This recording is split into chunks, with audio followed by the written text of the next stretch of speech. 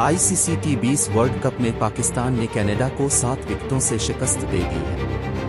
कौमी टीम को net run rate में अमेरिका से आगे निकलने के लिए 107 रन्स का हदफ 13.5 ओवर में पूरा करना था, ताहम पाकिस्तानी बीटर्स ऐसा न कर सके। वर्ल्ड कप में अपना सफर जारी रखने के लिए कौमी टीम को न सिर्फ अगला मैच जीतना जरूरी है, बल्कि इसके साथ अमेरिका की भारत और अलिफ से शिकस्त की दुआ भी करना होगी।